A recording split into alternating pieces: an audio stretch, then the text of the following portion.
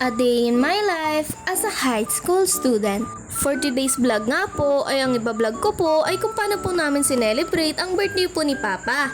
Tulad nga po ng sinabi ko po sa last vlog ko ay hindi na nga po ako makakapag-vlog sa school dahil mahigpit po ang grade 8 po ngayon. Diyan nga po ay namimili lang po ng tsinelas po si Mama dahil hindi po siya komportable sa suot niya pong sandals. Pagkatapos nga po bumili ng tsinelas po nila Mama ay dumiretso nga po kami ni Mama sa CR para po ayusin niya po ang buhok ko. Magulo po kasi yung buhok ko guys. Tinalian nga lang po ni Mama ng buo yung buhok ko dyan guys at pagkatapos niya po ako talian ay pumunta na nga po kami sa second floor para po kumain sa Marugame Udon Restaurant. Umorder nga lang po si Mama at si Papa dyan guys ng mga gusto po naming kainin. Pagkatapos nga po nila umorder guys ay dumating din po agad ang mga inorder po namin. May kita nyo nga po guys, yan po yung inorder po ni Yael, tas yung inorder ko rin po. Medyo hilaw nga po yung itlog dyan guys, pero ganyan talaga yan guys, mukha lang hilaw pero masarap. Kain po tayo guys! Sarap na sarap nga po yung kapatid ko po guys sa inorder niya pong pagkain. Punong-puno pa nga po yung bibig. At ito na nga po ang aking first bite para sa inyo guys. Sarap! Wow! Pagkatapos nga po namin kumain guys, ay naglakad-lakad po muna kami.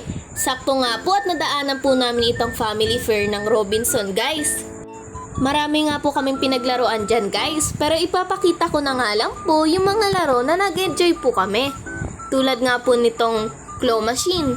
Nung una nga po ay hindi po ako nakakuha dyan guys dahil pinindot ko po agad.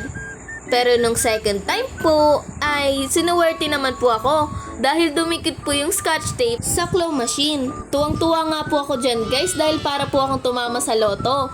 Si Yael nga po ang sumunod sa akin guys. Pero hindi po siya pinala dahil wala pong dumikit na scotch tape. Pagkatapos nga po namin laruin yun guys ay naglaro po kami ng kapatid ko ng virtual badminton. Maganda nga po ito laruin guys, talaga pong nag-enjoy po kami ng kapatid ko. Inabot nga po kami dyan ng ilang rounds guys dahil lagi po kaming nagtatay. Pagkatapos nga po namin maglaro guys ay namili lang po muna kami ng mga kailangan po namin sa bahay at umuwi na rin po.